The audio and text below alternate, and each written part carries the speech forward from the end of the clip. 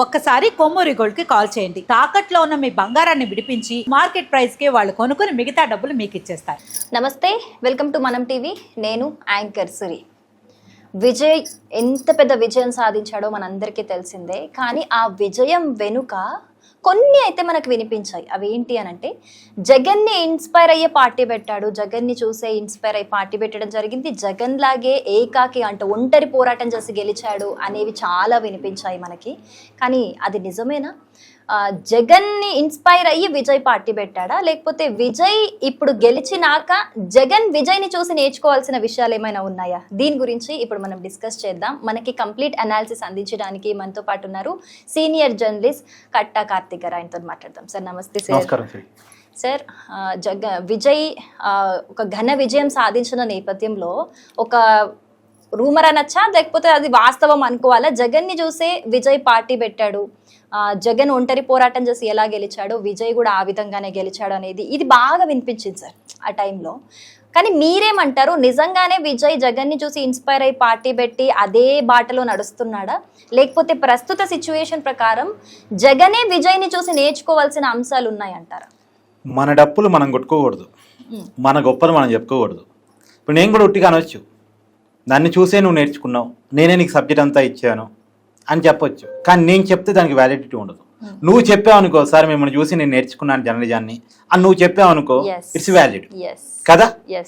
ఇప్పుడు విజయ్ విషయంలో కూడా వైసీపీ విజయ్ గెలుపుని చూశాక విజయ్ జగన్ చూసే పార్టీ పెట్టుకున్నాడు, జగన్ చూసే ఒంటరిగా వెళ్ళాడు, జగన్ ఒక ఇన్స్పైర్గా విజయ్ తీసుకున్నాడు అనేది వైసీపీ చెప్పుకోకూడదు.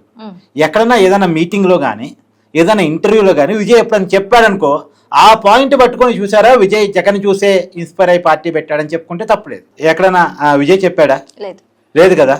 ఇప్పుడు విజయ్ చెప్పని పాయింట్ పట్టుకొని వైసీపీ వాళ్ళు క్లైమ్ చేసుకోవడానికి, తమిళనాడులో విజయ్ గెలుపుని క్లైమ్ చేసుకోవడానికి తెగ ప్రయత్నాలు చేస్తున్నారు. ఎందుకంటే ఇప్పుడు వైసీపీ వాళ్ళు ఓటమిలో ఉన్నారు కాబట్టి.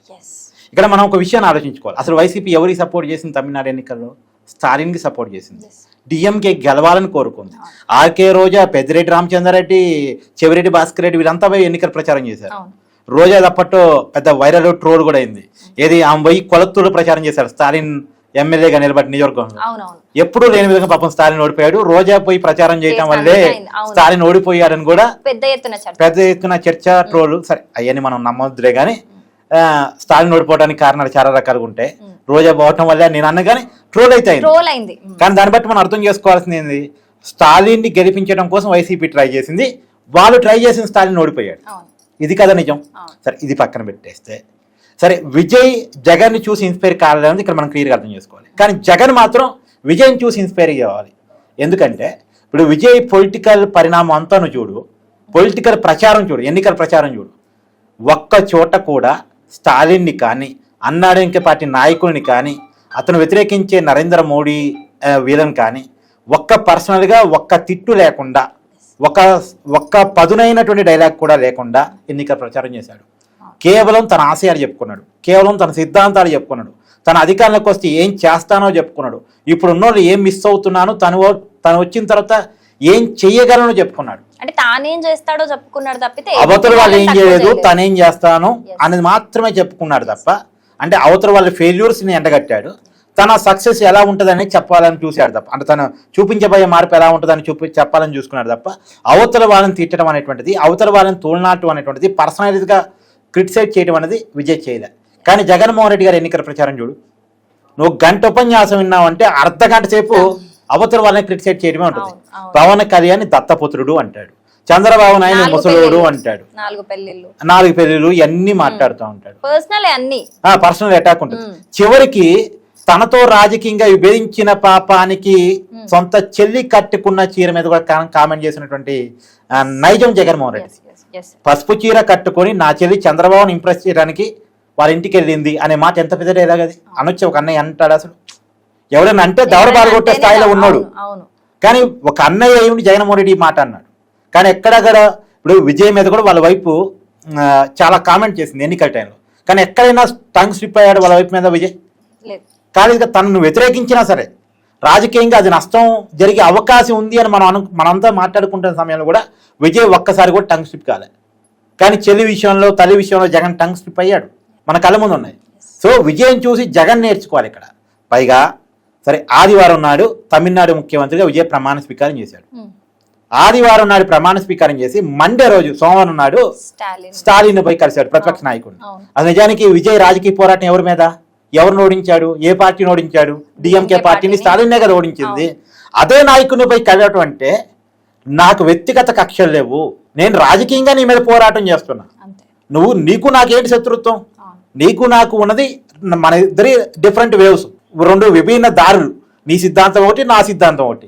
నిన్ను ఒకసారి యాక్సెప్ట్ చేయొచ్చు, నన్ను ఒకసారి యాక్సెప్ట్ చేయొచ్చు, కానీ పర్సనల్ థింగ్స్ అని చెప్పేసి మర్యాదపూర్వకంగా పోయి అందరినీ కలుపుకొని నేను ముందుకెళ్ళడం అనే తప్ప అనే నాయకుడు అనేవాడు అందరినీ కలుపుకొని పోవాలి.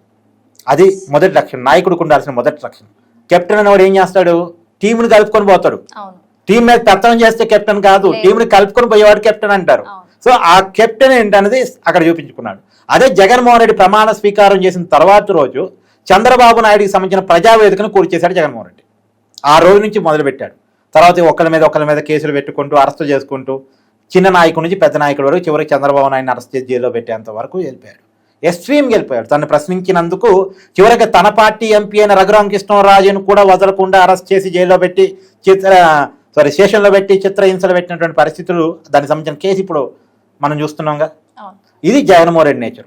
అంటే జగన్మోహన్ రెడ్డి నేచర్కి విజయ్ నేచర్కి ఉన్న తేడా మనం క్లియర్గా అర్థం చేసుకోవాలి.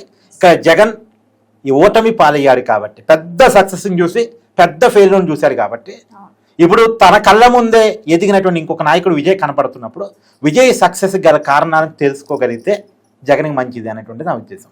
ఇక్కడ నేను చెప్పేది ఏంటంటే జగన్ చూసి విజయ్ ఇన్స్పైర్ అయ్యాడు లేదు, విజయ్ మాత్రమే చెప్పాలి, నేను చెప్పడానికి లేదు. కానీ జగన్ మాత్రం విజయం చూసి ఇన్స్పైర్ కావాల్సిన అవసరం ఉందని మాత్రం చెప్తాను. ఓకే సార్, చాలా డీటెయిల్గా ఎక్స్ప్లెయిన్ చేశారు.